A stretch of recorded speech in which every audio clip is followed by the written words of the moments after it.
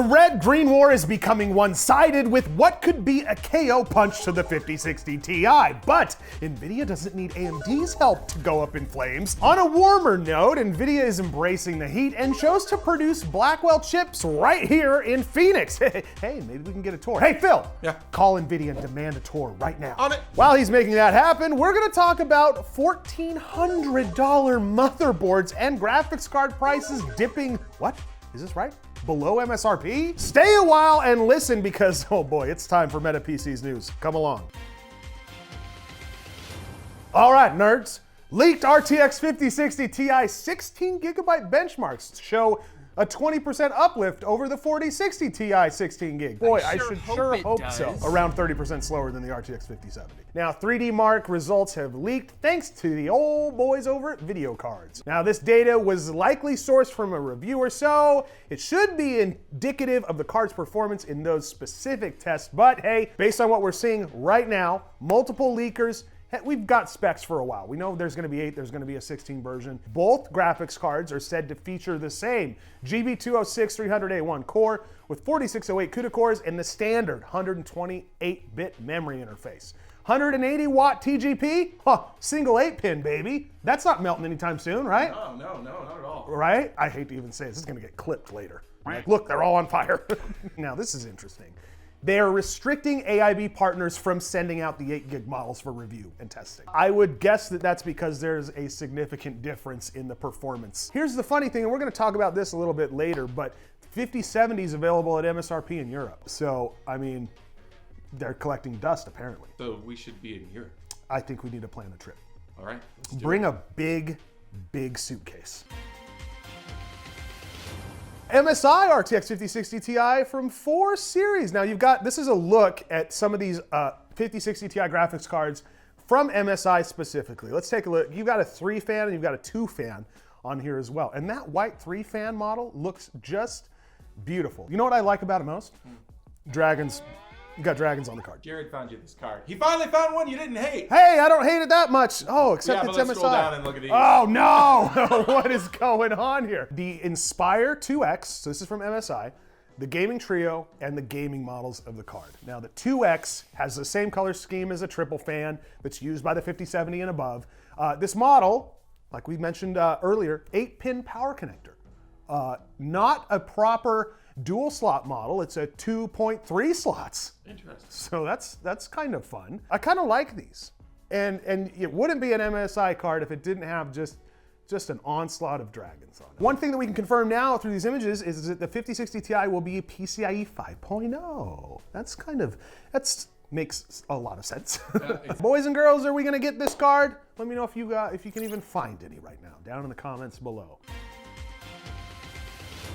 Oh boy, just looking at this photo breaks your heart. Check your GPU connectors, boys and girls. No graphics card is safe, apparently. Those pesky 12-volt power connectors. This is from a Twitter user, check this out. He posted several videos showing that this brand new system that comes with a Zotac RTX 5070 graphics card, as well as, kind of shocking, great power supply, Seasonic Focus power supply, had a sudden ignition. Now, some people are breaking this down on Twitter that are seeing this video and they're saying, hey, you know what? The power connector has one of the pins pushed back, which may have caused some distribution issues. High power graphics cards, we already know, like the 5090, much less prone to melting than predecessors, but also seeing some similar issues. Now, if you go back to Bauer made that video that said, hey, one of these 12-volt cables carried higher power than the other cables. In the RTX 5070 case, the entire graphics card requires 250 watt TDP. So even if a single cable had all of the power, it would still be lower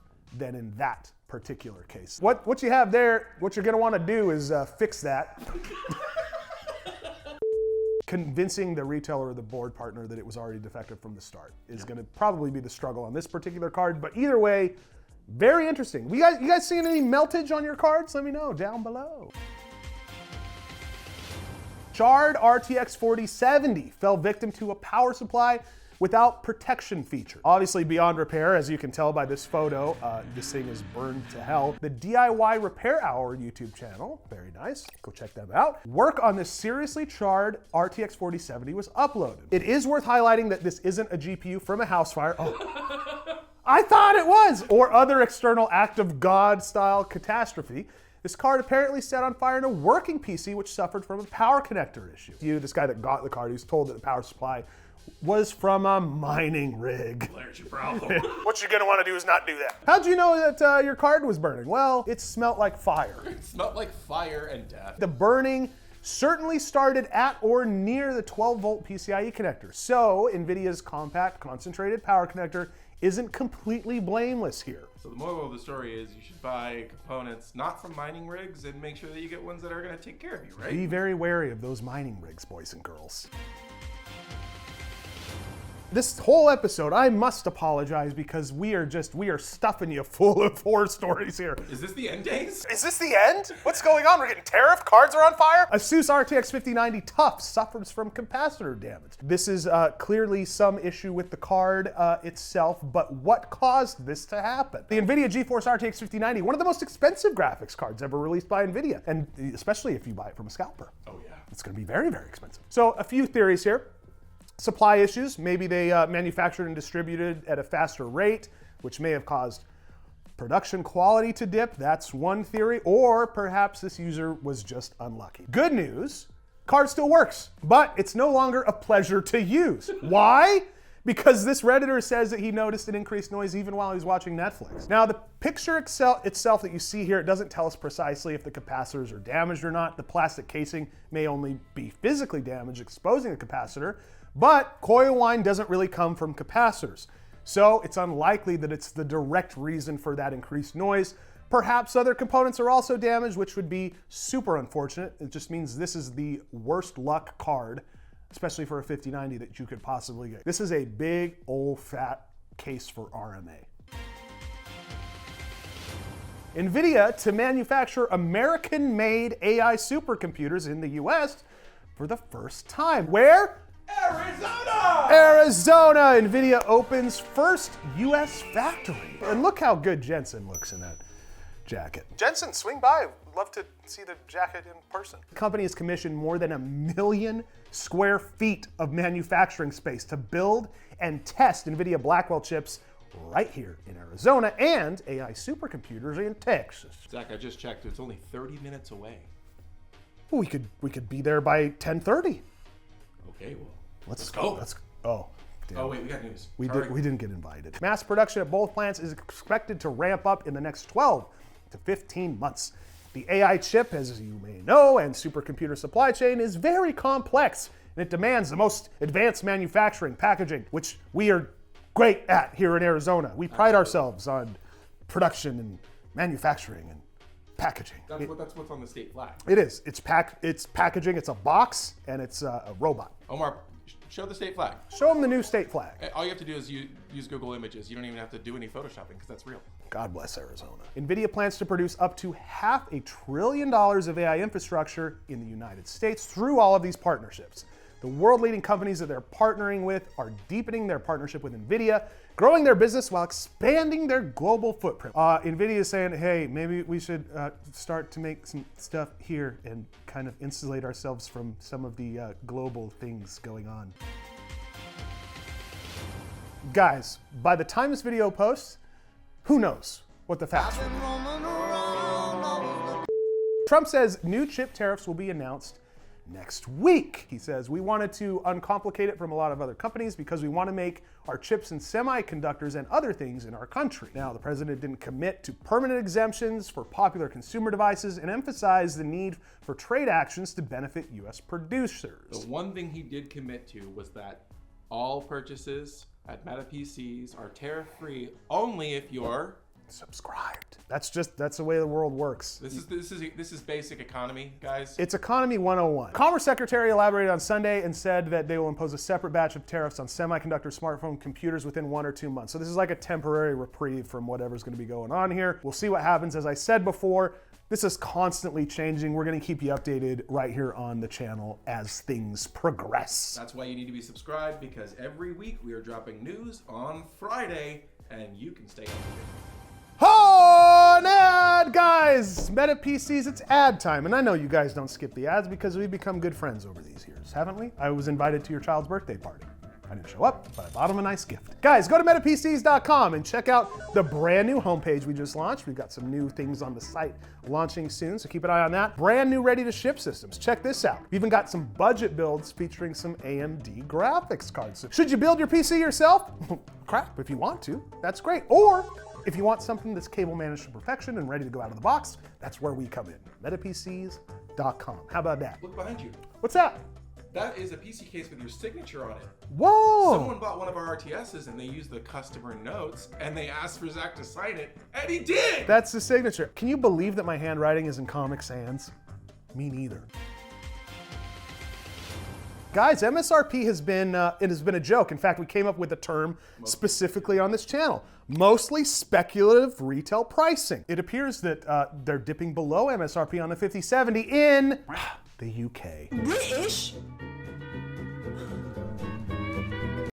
Great YouTuber, Love Kit Guru, notes that when the RTX 5070 made its debut last month, it was priced at 539 pounds. That's heavy, that's a lot of poundage. However, it is now available at 519 pounds. So a 4% price cut, which you never hear about, especially on 50 series cars. That's not a thing. So why is it dropping below MSRP? Well, supply and demand, baby. This means that the supply is much, much higher of this particular card over in the UK. So we're starting to see the price come down.